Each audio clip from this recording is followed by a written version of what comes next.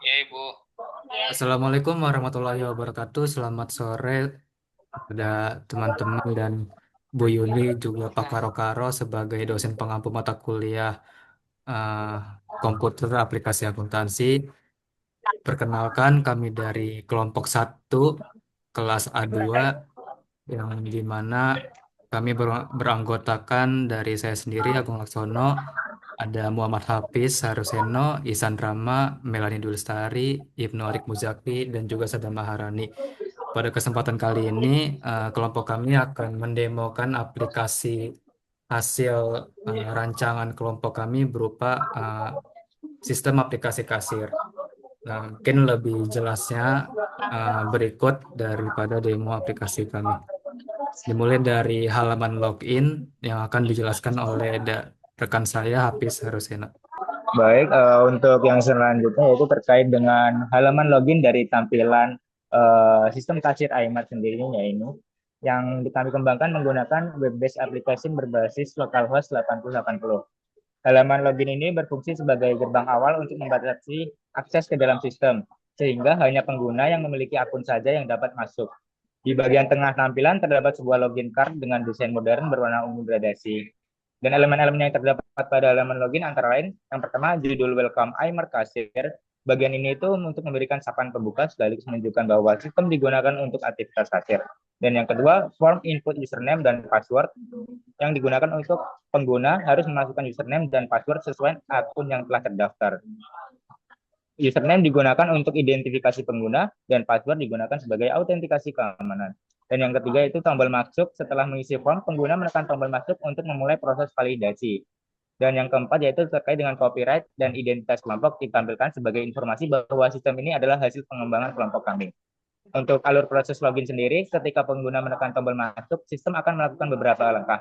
Sistem menerima input username dan password, dan yang kedua, sistem mengecek ke database apakah data tersebut cocok, dan yang ketiga, jika cocok dan akun aktif, sistem memberikan hak akses, dan sistem mengarahkan user ke halaman dashboard kasir. Dan yang keempat, jika tidak cocok, sistem akan menampilkan pesan username atau password salah.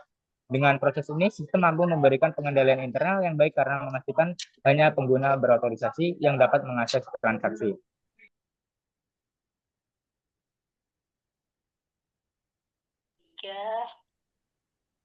Oke, selanjutnya ini ada dashboard. Setelah tadi halaman login, kita masuk ke dashboard sistem kasir itu sendiri, di mana pada sistem dashboard ini kita dapat melihat beberapa tampilan, kayak dimulai dari di sini ada produk terjual, ada total transaksi yang terjadi, ada total pendapatan, dan ada eh, stok produk yang mungkin rendah, yang dimana ini akan tercatat ketika produk memiliki stok di bawah dari 20 gitu. Nah, untuk di bawahnya ini ada performa harian yang dimana di sini terdapat tanggal, yang dimana ini kita bisa setting juga. Kita bisa memilih mau dimulai dari tanggal ataupun hari apa. Dan ketika kita sudah memilihnya, kita bisa klik icon di sebelah kalender itu yang refresh, dan itu akan otomatis menghasilkan dari pada performa harian yang kita pilih. Di sini terdapat transaksi, 3 transaksi karena Itu sebesar 40 untuk juta. selama 1 hari itu. Dan terdapat juga pendapatan yang dihasilkan dari selama transaksi di 1 hari itu. Dan di sebelahnya juga terdapat performa bulanan. Hal ini juga menunjukkan eh, performa kinerja selama 1 bulan, beberapa transaksi terakumulasi dalam setiap harinya, dan juga pendapatan yang terakumulasi. Jadi untuk sistem tanggalnya juga sama, kita bisa men-setup bulan yang mau kita tampilkan pada menu dashboard ini, Ya, laba bersih sebelum pajak per audit dan bisa kita 31 tampilkan itu. bukan 430.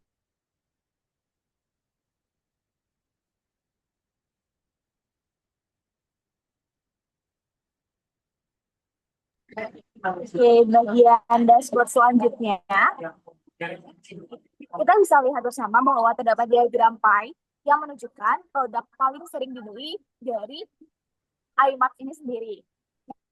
Nah, kemudian diagram ini itu memvisualisasikan proporsi penjualan setiap produknya dalam bentuk presentasi warna yang berbeda. Jadi, secara tidak langsung pembaca atau kasir juga bisa melihat produk mana sih yang paling dominan penjualannya. Kemudian, di sisi kanan ini terdapat fitur top 10 produk yang diurutkan berdasarkan jumlah unit terjualnya. Contohnya, terdapat parfum abal-abal dengan 36 unit, kemudian potato chip ada 16 unit, roti strawberry, dan lain sebagainya. Bagian ini sangat membantu untuk analisis stok dan pengambilan keputusan restock tersebut. Kemudian, di bawahnya, terdapat aplikasi kasir ini yang fitur-fitur utamanya seperti sistem transaksi yang real time. Ini membuat proses transaksi ini lebih cepat dan stok otomatis ini langsung berkurang. Kemudian ada scan barcode otomatis di mana mendukung scanner fisik dan adanya kamera di perangkat tersebut. Kemudian ada manajemen produk untuk menambah, mengedit, menghapus, dan memantau stok.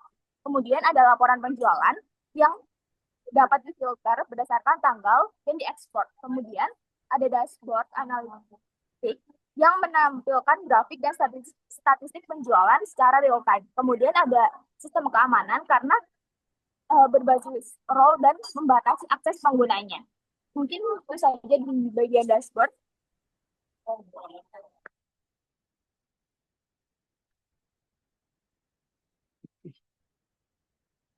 Oke, baik. Lanjut untuk fitur selanjutnya, yaitu adalah untuk fitur transaksi atau kasir. Jadi di sini ada 3 tombol yang bisa langsung mengarahkan kepada fitur transaksi atau kasir. Yang pertama itu adalah fitur kasir sendiri. Jika kita klik, nanti maka akan langsung ke menu kasir ini. Lalu fitur selanjutnya itu adalah mulai transaksi. Dan ini juga sama saja untuk langsung memulai untuk transaksi tersebut. Jadi di sini ada 2 fitur untuk scan barcode input otomatis. Lalu ada tambah manual dari produk tersebut.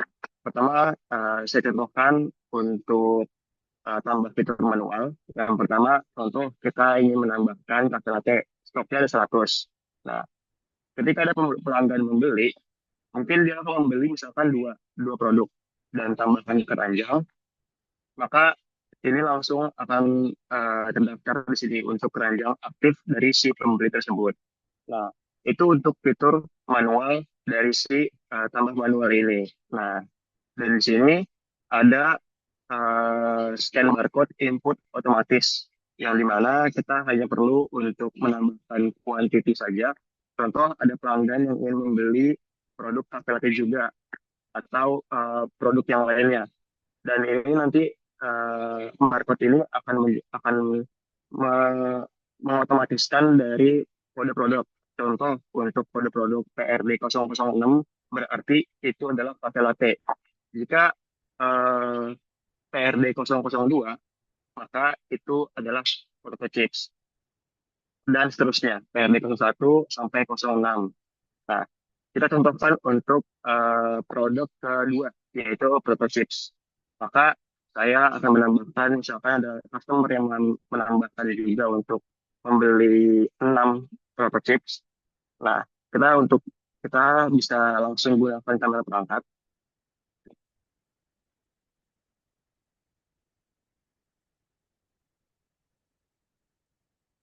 Nah, gagal sih, bentar ya sih. Nanti di soalnya ini, nanti bentar ini aja dipotong, nggak apa-apa. Bisa ya? Bisa ini, nggak tahu kenapa kalau bisa sambil zoom tuh kayak agak tuh. Bentar, gua kalau dulu.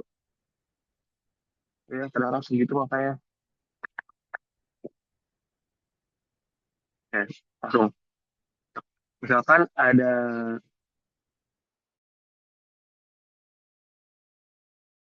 baik misalkan jika ada pelanggan yang ingin membeli potato chips sebanyak 4 potato chips, maka kita harus menyiapkan kode produknya juga. Nah, Ini langsung untuk gunakan kamera perangkat dan nantinya akan ada scan yang langsung terinput otomatis ke keranjang aktif banyak 4.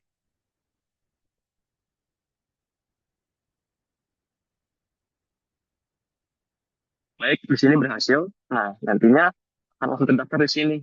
Potato chips, kuantitinya 4, harganya satuannya 8.500 karena 4 belinya, jadi 4 kali 8.500, jadi subtotalnya 234. Nah, di sini juga ada fitur hapus, misalkan jika dia tidak jadi untuk membeli barang tersebut. Itu untuk ada fitur hapus atau kita ingin kosongkan semuanya. Jadi cafe latte dia tidak jadi beli, potato chips dia juga tidak jadi beli, maka ini akan ada fitur juga kosongkan semuanya. Seperti itu. Nah, di sini juga ada total harga belanja dari semua ini 50.000 ditambah dengan 34.000. Nah, nanti subtotalnya total belanja tersebut nanti akan langsung muncul di sini. Dan ini juga ada untuk simpan transaksi. Nah, transaksi berhasil disimpan. Nah, maka dari itu transaksi tersebut disimpan dan juga langsung akan dikirimkan melalui invoice nantinya dan juga akan terinput otomatis di laporan keuangan.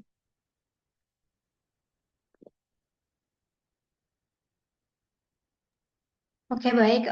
Untuk penjelasan selanjutnya, di sini ada bagian daripada produk. Di sini ada bagian master produk yang fieldnya itu berisi kode, nama, dan juga harga stok serta edit dan juga hapus.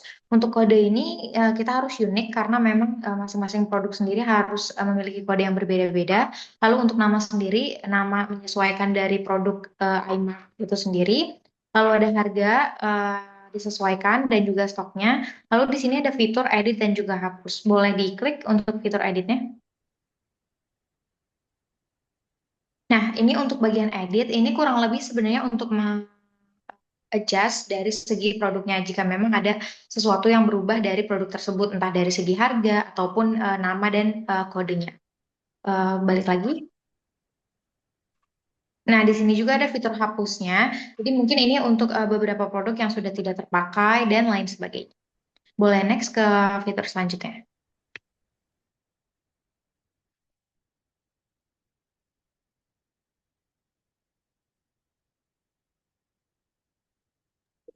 Oke, baik. Untuk di bagian laporan penjualan ini, itu pada sistem kasir yang untuk pada periode 1 sampai 29 November tahun 2025. Nah, untuk total uang CT ini sebesar 2.446.000 dengan jumlah transaksi 7. Lalu pada ringkasan transaksinya ini berupa ringkasan per tanggalnya. Lalu untuk pada bagian detail transaksi ini merinci di setiap barang yang terjual itu contoh di bagian detail item itu kita ambil contoh di tanggal 19 November. 19 November itu terdapat 2 produk, yaitu parfum abal-abal dan air mineral. Kalau untuk parfum abal-abal ini dengan kuantitinya 20, dengan untuk air mineralnya itu dengan kuantiti 5. Lalu untuk di ringkasan transaksinya itu dijadikan satu yang sebesar totalnya itu 1.165.000. Untuk di laporan ini juga kita bisa mengunduh PDF dari Excel. Ini dicoba untuk mengunduh PDF-nya. Nah, ini adalah contoh unduhan PDF-nya ya. Lalu untuk kita coba untuk mengunduh di Excel-nya.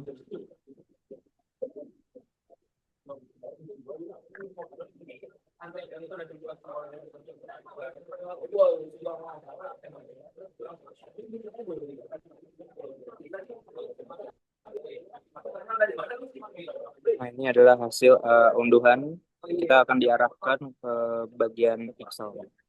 Ya, mungkin untuk kita selanjutnya.